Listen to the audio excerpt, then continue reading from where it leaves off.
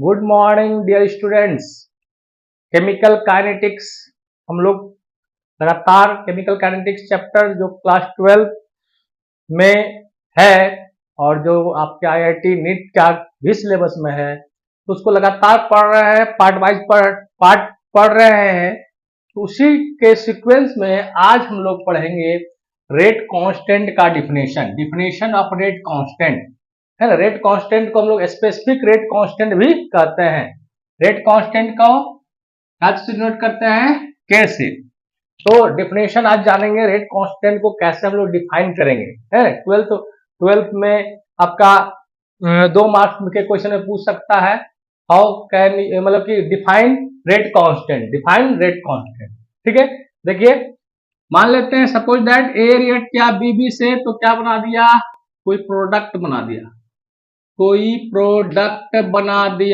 ए react किया बीबी से तो प्रोडक्ट बनाया, और इसके लिए लिखते हैं हम लोग रेट लॉ इक्वेशन लिखते हैं। रेट लॉ इक्वेशन इसका क्या हो जाएगा, रेट ऑफ रिएक्शन आर बराबर के और कॉन्सेंट्रेशन ऑफ ए पर पावर एक्स हो जाएगा और बी पर पावर क्या हो जाएगा, वाई। ठीक है, ए पर पावर एक्स, बी पर पावर वाई, जहां एक्स जो है आपका क्या है, order of reaction with respect to a and y order of reaction with respect to B.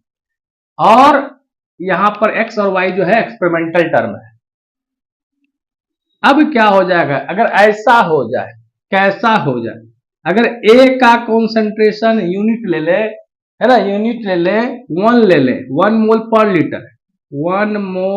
Litre, और बी का भी कॉन्सेंट्रेशन क्या ले ले, 1 मोल पर लीटर ले ले, मतलब यूनिटी ले ले, तो क्या होगा, आर बराबर क्या हो जाएगा के, क्योंकि 1 पर पावर कोई भी चीज डालिएगा, 1 पर पावर 2, 1 पर पावर 3, 1 पर पावर 10, सबका वैल्यू कितना हो जाएगा, 1 हो जाएगा।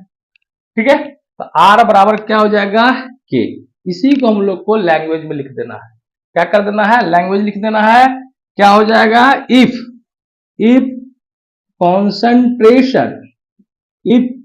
concentration of each reactant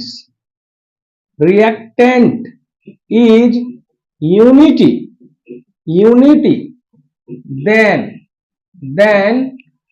rate of reaction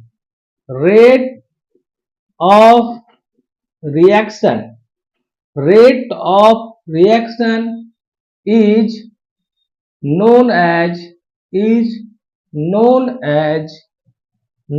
as rate constant। Okay, बहुत सिंपल डिफिनेशन है।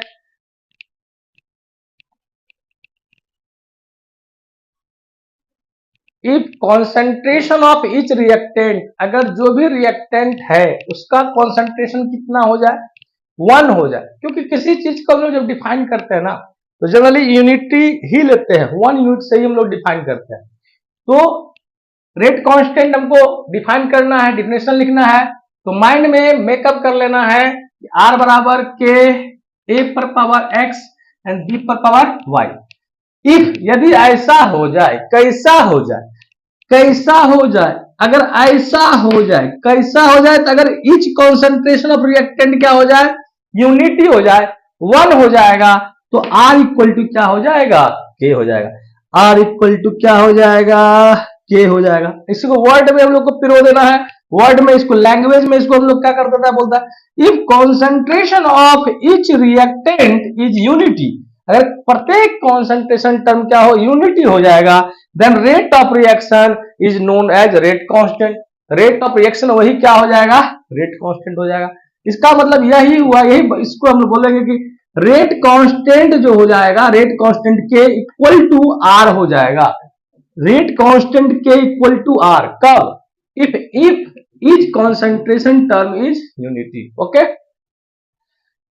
यहां पर मतलब कि रेट कांस्टेंट को हम लोग ने डिफाइन कर दिया, और किसी भी चीज पर पावर अगर 1 पर पावर कितना भी रहता है तो उसका वैल्यू क्या होगा, 1 ही होगा। 1 पर पावर कितना भी दे दिया, अगर मान लिया जाए सपोज दैट आपके पास मतलब कोई डिजायर ही नहीं है कि हमको कुछ करना है, कुछ करना है आई विल, मतलब कि एकदम कुछ पॉजिटिव जरा सा भी नहीं है, तो आपको कितनों भी पावर ऑफ मोटिवेशन दिया जाएगा, पावर ऑफ मोटिवेशन कितनों दिया जाएगा, तो उसका वैल्यू क्या होगा, कुछ नहीं, ज्यों का त्यों रहेगा, 1 ही होगा। 1 पर पावर क्या होता है, कितना भी नंबर देंगे 1 पर पावर जो होगा है ना, वो आपका 1 होगा। तो इस तरह हम लोग ने क्या किया, रेट कांस्टेंट को डिफाइन किया। क्या डिफाइन किया, if each concentration term of reactant, if each concentration term of reactant is unity, then rate constant is equal to the rate constant is equal to the rate of reaction। Okay, अब हम लोग इसका rate constant का जो होता है अलग अलग ऑर्डर ऑफ रिएक्शन के लिए क्या होता है, आपका यूनिट होता है। तो हम लोग पढ़ेंगे unit of rate constant, unit of rate constant. General हम लोग एक फॉर्मूला निकालेंगे, ड्राइव करेंगे, जो क्या करेगा, unit of rate constant, unit of rate constant, unit of rate constant क्या यूनिट होगा, ठीक है। यहां से इसको जी खत्म कर देते हैं। अब हमको यूनिट निकालना है, एकदम क्लीन ही कर देते हैं इसको। R बराबर अभी आया K और A पर पावर आया X और B पर पावर आया Y। हमको यूनिट निकालना है रेट कांस्टेंट K का। K बराबर क्या हो जाएगा, K बराबर हो जाएगा R rate of reaction, A पर पावर X और B पर पावर क्या हो जाएगा Y। A पर पावर X और B पर पावर क्या हो जाएगा Y।